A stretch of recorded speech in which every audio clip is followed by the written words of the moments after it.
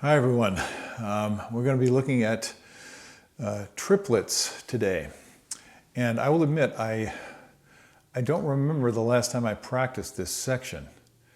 And many people don't practice it. This is on page 155 in my current edition of the Arban book. Following broken octaves and tenths, which I just did a video on.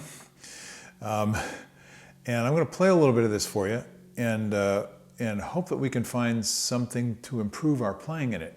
Because anytime we're playing exercises like this, drills, little etudes, the whole idea is we're trying to increase our skill on the instrument. And I find there's always something that I could do to increase my skill on the instrument.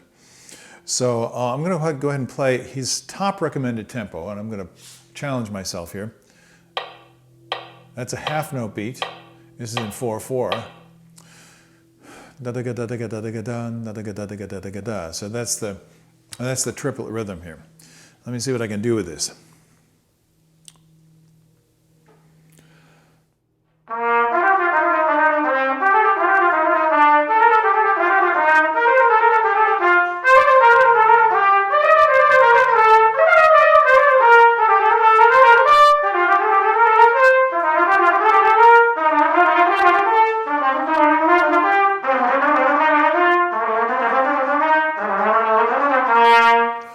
Oh, that was rough. See, I had a page turn in the middle. Now, I realized at some point that was there, and I decided to go ahead and do it like we do it in the pops, where you don't really have a lot of time to change mutes or to make page turns, and sometimes you have to do this. So for those of you who are not familiar, and many of you are, you just need to be able to hold the horn with your right hand. Normally, the left hand is the one with the job of holding the horn in front of your face. Right? But here I had to switch in order to turn the page, and you heard how rough it was. So I'm going to see if I can do a little better on that at the end. And there's some other issues. So here we go. I'm just going to play the last, 6 bars or so.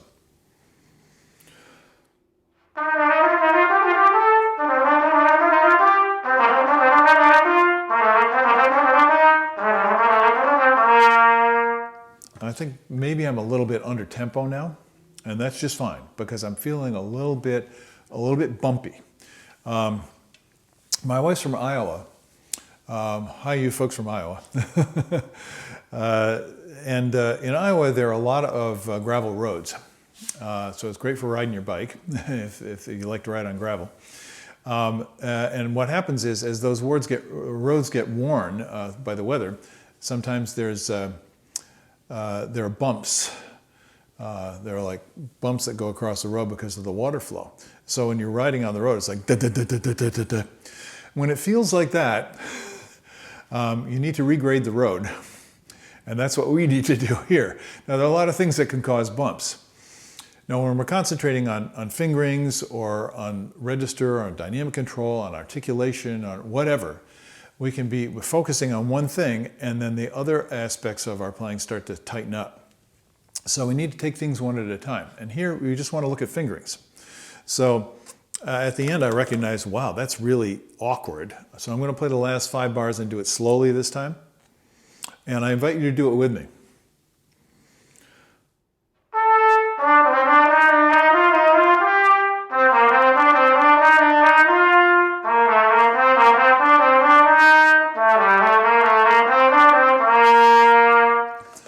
Okay, now I feel like I'm a little bit better in control.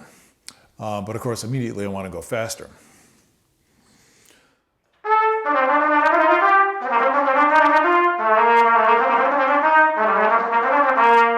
See, it's a little rough now.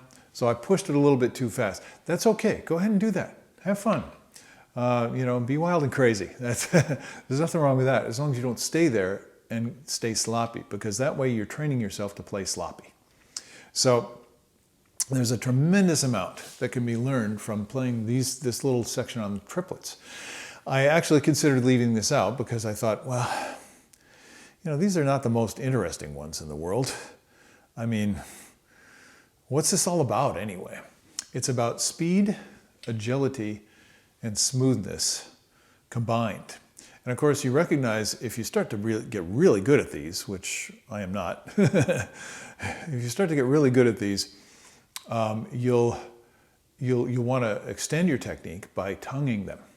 So all these exercises can then become triple tonguing exercises. And I would be very surprised to find out if Arban did not do that.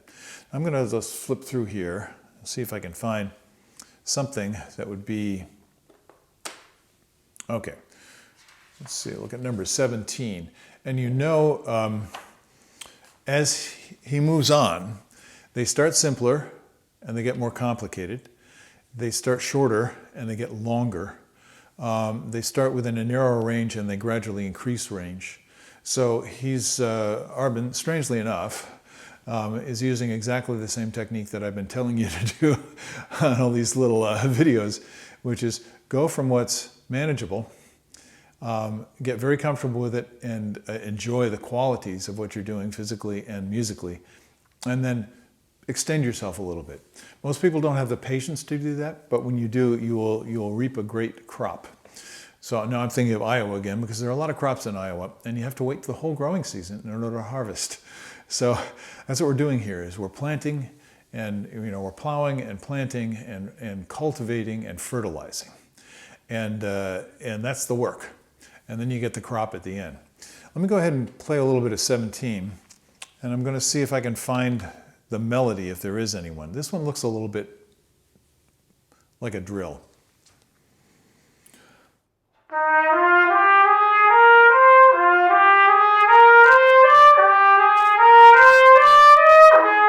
Okay, it's a drill. And there's nothing wrong with that because it's simple. You already know how to play a scale.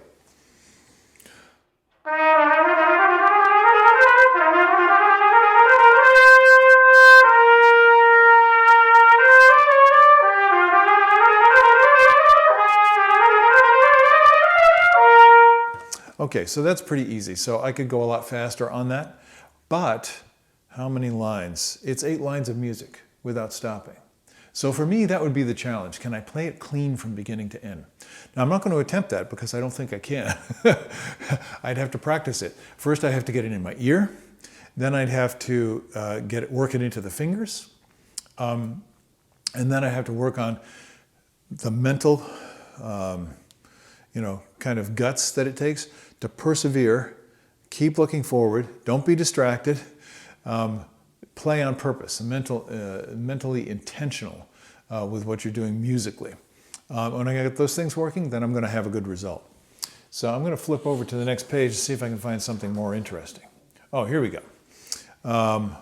Number 21. This looks much more interesting. So let's first of all see if I can find the melody.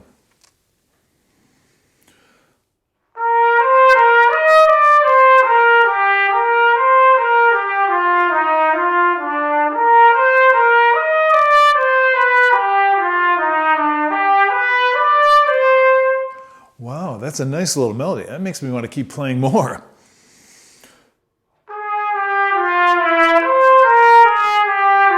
That's not right.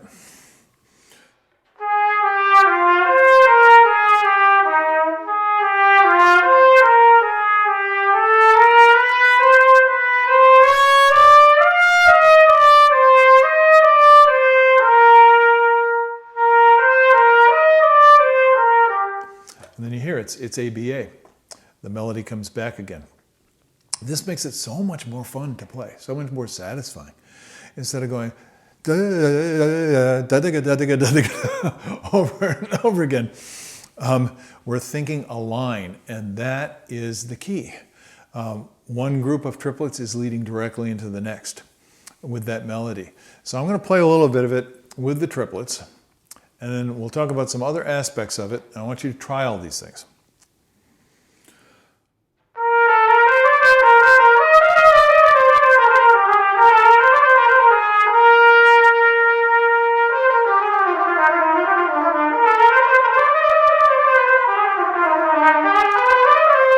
See what I always do? Boy, I've had that habit since I was a kid. Must be something wrong with my wiring. Instead, I want to get into a feeling of pulse.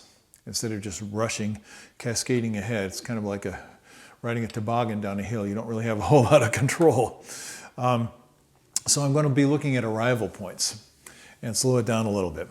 So my arrival point, interestingly enough, you can't tell this, but I'm looking at the notation, and I can tell that it starts on the second beat of a 2/4 bar. So we're going 1, da-da-ga, da-da-ga, da-da-ga.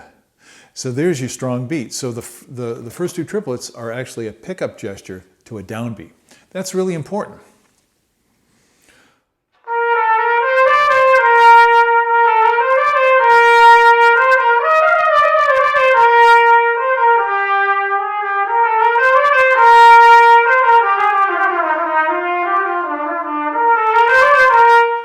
So that pickup, that upbeat in the 2/4 bar, it's all the way through. There's the music.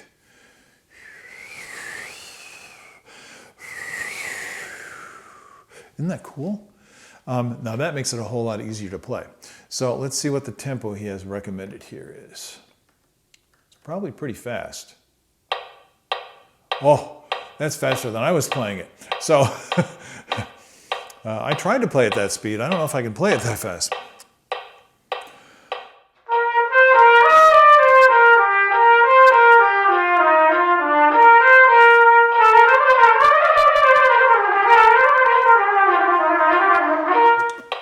Okay, so if you're doing that and it's starting to get scattered, sketchy, bumpy, you know, it's like it's hard to keep the car on the road. That is not productive.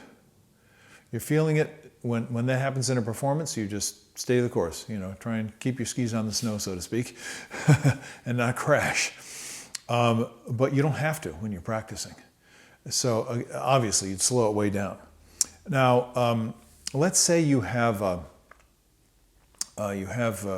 really good skill with this, and you've learned it, and you can play it all the way through easily and with no flaws. It's time to record it, and then listen to the recording. And now you can be a little bit picky. You can say, well, yeah, but when I play, the upper notes are a little tight.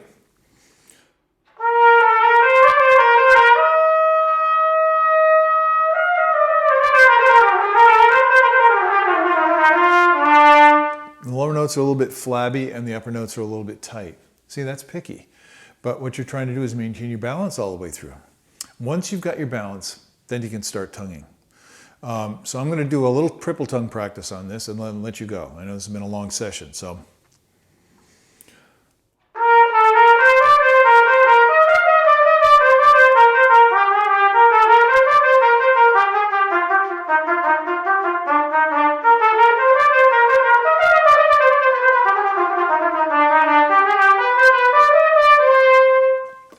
Now, it's interesting.